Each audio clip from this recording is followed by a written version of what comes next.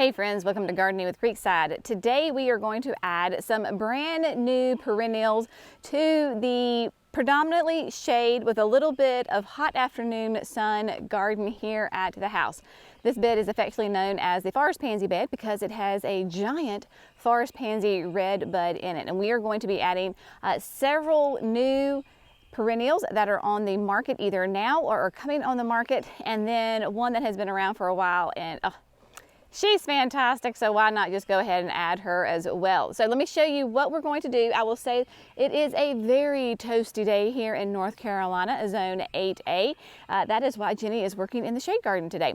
So it is nice and warm, so I'm going to show you the shade plants here in the shade, and then we will move over and I'm going to give you a little bit of a garden tour of that shade garden because it's looking fantastic and tell you where these plants are going to go. Of course, I've got Johnny here loaded up with all of these great plants. So we're just going to start from work our way from left to right. The one in the back, the one that is not a new one, this is Heaven Sent. And Heaven Sent is a plant that our friends at Walter's Gardens sent me a couple of years ago to test out. And I'm so glad they did because I never would have tried this plant because it is hardy in zones 3 to 7. I am an 8A, never thought I could do this plant, but it thrives in the deep shade garden. It is at the end of its bloom cycle. You've got gorgeous blue violet flowers on it. Has a very much of a fern-like foliage to it. Is also known as a Jacob's ladder. And it is rated as full sun to part shade, but definitely this is where you need to know your zones. So if you are a zone 3, then it could absolutely do the full sun. Because I'm a zone 8A and I am pushing the heat tolerance of this plant, it definitely goes in the shade. It may be able to do some filtered sun in the morning, cannot handle full sun here in the south. So just know that. This is going to be, as you can tell, it'll get wider than it gets tall. It's only going to get to be about 18 to 24 inches tall, and that is because of the flowers. So we are going to add that into the garden. I have one, we're going to add this one in as well. Next, now this is new stuff, right? New things from proven winners. I have 3 of them because we're going to put them in a group together. This is called Cotton Candy.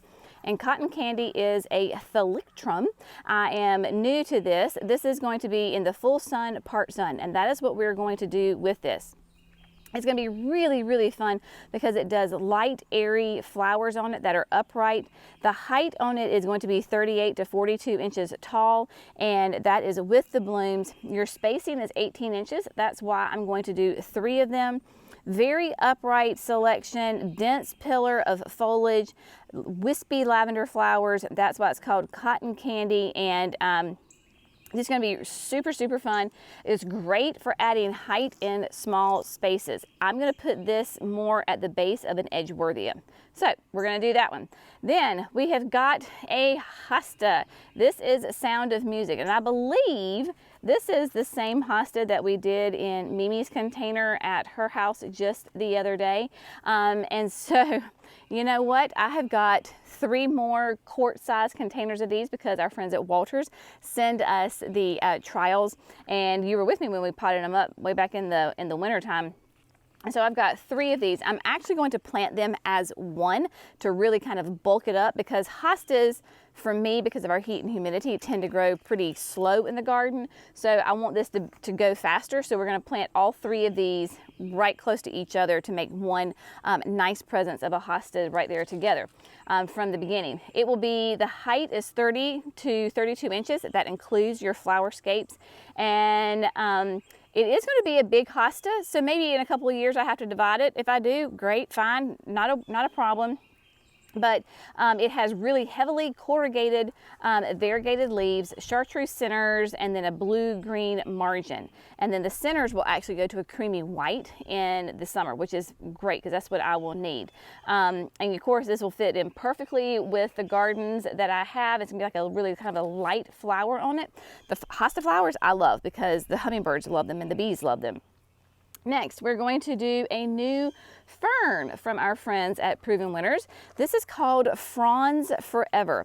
And if you're familiar with the crested surf fern, which is a Japanese painted fern that has the little fringed edge, well, Fronds Forever has those same types of fringed edges, the tips of the stems on it.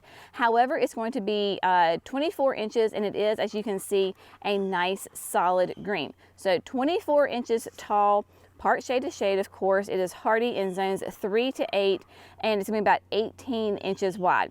And it is a vigorous crested fern. So that's what you call it. It's crested. I say fringes. I think fringes is more fun.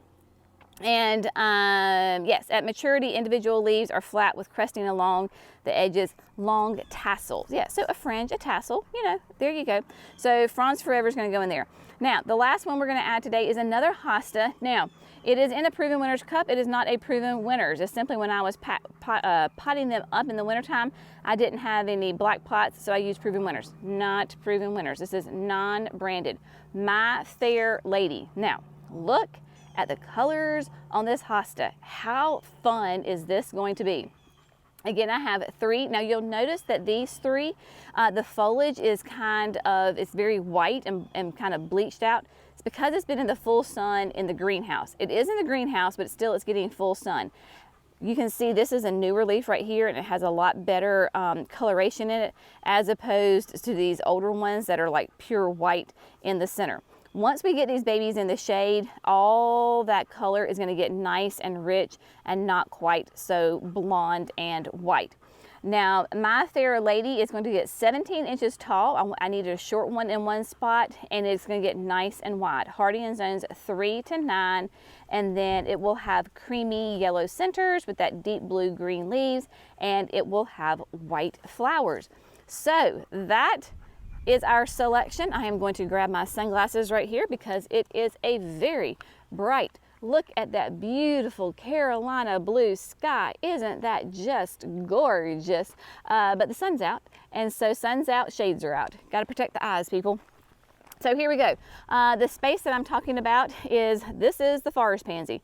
Forest pansy red bud. It is a flowering red bud. It was gorgeous in the spring, and this is the bed that we're going to be working in today. You can see that it is getting into some lovely shade. We've talked about this many times before. This garden is quite interesting because this edge right here gets morning sun. It's about 12:30 in the afternoon, so it's starting to get into some more shade. And then as you go deeper into the flower bed, it is nothing but just pure shade, some filtered sun in there. And so we are going to plant some gorgeous shade-loving perennials that we just talked about in here. So I was thinking, I had some ideas, I might switch some things around, but you can see already I've got like oak leaf hydrangeas. This is Munchkin, so stinking cute. Look at my pitcher plants. They are blooming, doing quite well. This is the crested surf that I was telling you about earlier. So that might be fun to put, I don't know, I might put the other fern behind it, but that might be too many ferns. We'll see. But just various hostas and eucharas and beautiful, this is the dark side of the moon, astilbes and ferns. This is called Lady in Red, right? That is doing beautiful. Look at that euchara, bright purple, really fun contrasting the colors. Look at this cardoon, y'all. This was my fall winter planting right here, and this cardoon is like every bit of 3 feet tall. It's not going to stay here because it's obviously like way too big, and that was not my intent for it to stay here. The violas are kind of hanging on. I'm having to water them a lot, but we're gonna hit this container a whole nother day. So just ignore the fact that there's a giant cardoon right here blocking the view. We're going to do something a little bit better in there. But behind there, you will see where I have a nice big hole right here. I think that's where the Sound of Music is going to go. So it's got lots of room right there, so we can fill that in quite nicely, and will be lovely there. Generous Gardener, the rose, the climbing rose from David Austin, is coming along quite nicely. Not even close to being in full bloom, but my gosh, she smells delicious. I love it. I need to come in here and do a little picking up and tidying up because I've got some hanger outers over there. Now, where we are going to do, this is where you get into more sun. This side of the flower bed gets more hot afternoon sun here. So we're going to put the cotton candy thalictrum right in this space. See, I've got plenty of room in front of that Edgeworthia right here. Then we've got a salvia. This is a Diane, Salvia gregii, and then my button bush right here. So what we're going to do is the thalictrum's going to go right in there. This bed is on irrigation, so they will be just fine. And then back here behind this planter that I have with some dahlias in it, this is where the heaven scent is going to go. So I've got plenty of room for my heaven scent to go right here in front of that beautiful, y'all look at this. Look at that. This is the Pinkaboo pulmonaria. Is it not a happy plant? Just gorgeous. And then back here in the back, as you can see right there, that's another heaven scent. I know that I have a hole right here, but I have tried repeatedly to plant various things there. I've done hostas. We actually had 3 of the heaven scent right there, but I think it's the roots of the tree. Nobody can get happy right there. So we're just going to leave that space open. If anything, I will put maybe some annuals right there, maybe like some caladiums or some impatiens, but I have not had good luck with any of my perennials. So we're just going to leave that space open for right now. We'll do annuals on another day. So we're going to get in all those perennials in this space. I'm telling you, it's like 10 degrees cooler underneath this tree.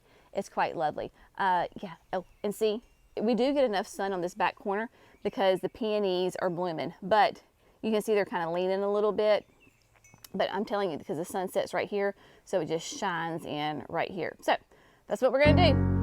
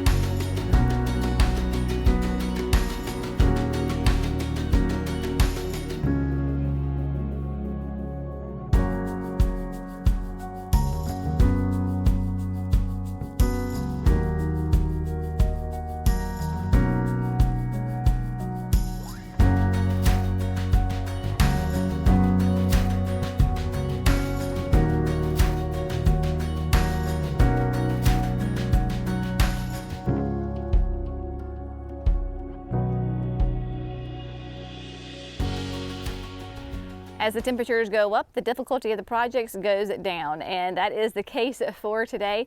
Got those perennials popped in the ground, and all I have to do is just give them some water. The irrigation is already on in this bed, so certain areas were already a little damp, but it will certainly not hurt to give them a good drink of water. So let me show you where everybody ended up. As always with Jenny in gardening, sometimes it is just a game time decision. The areas first, and hopefully, like, it's so great because that heaven scent was just so ginormous. It looks like it's been there forever, just right there behind the dahlias in the unique stone trough.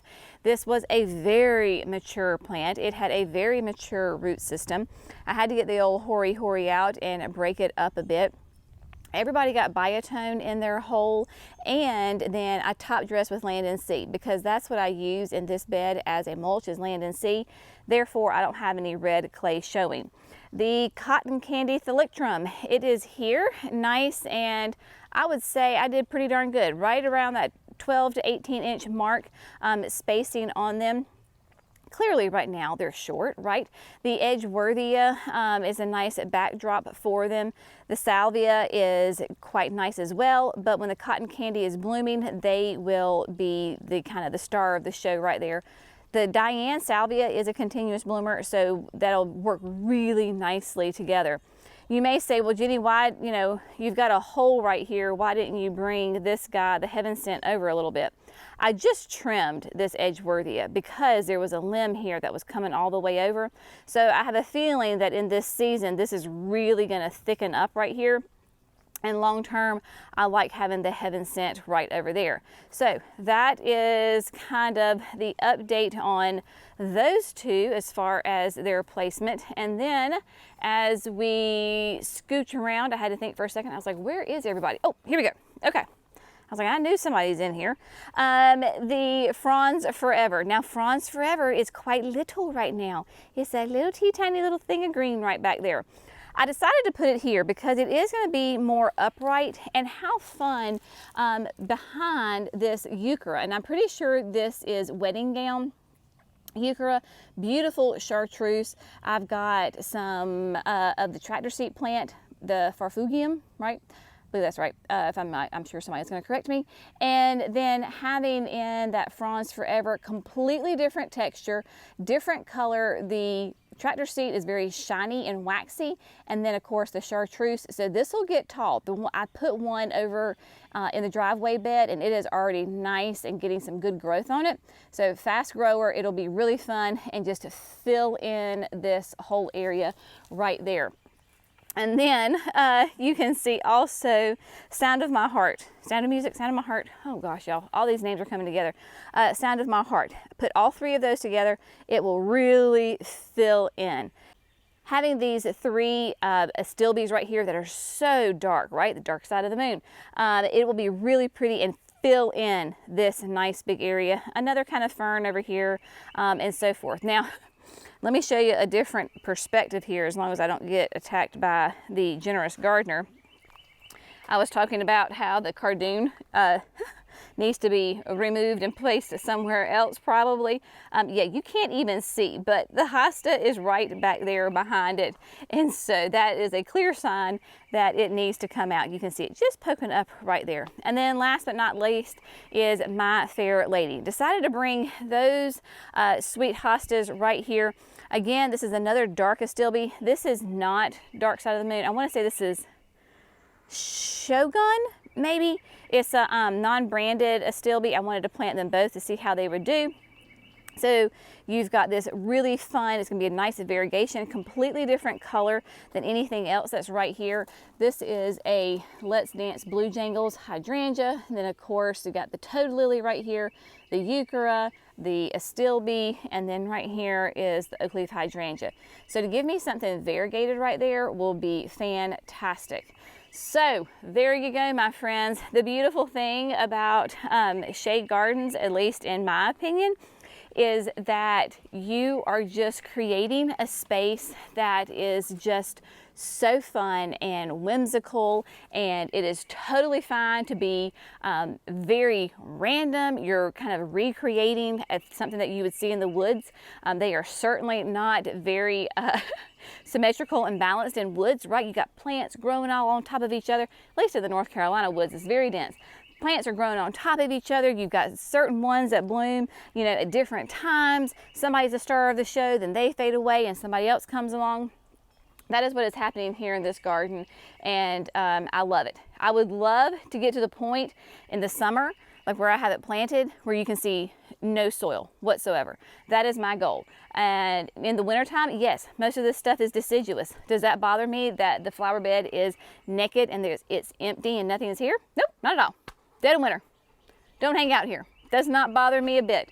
The garden rests, I rest in the winter, and so this is not the front of my house. This is not something that is a high visibility area. This really is a very kind of a secret garden back here, really just for our family to enjoy, and I thoroughly love it and enjoy it, and so do the birds. We've got bird feeders and birds all up in these trees, and it is just glorious. All right, my friends, if you have a shady space, have fun. If you don't have a shady space, go out in the sun. Enjoy it, right? Work with what you got. Be a student of your own garden and have lots of fun in there. As always, we hope you found this fun, informative, and inspirational. We'll talk to you in the next video. Bye, friends. Time. Got those perennials. Oh my gosh. Eating a bug. Literally just ate a bug on camera. Well, there's today's blooper.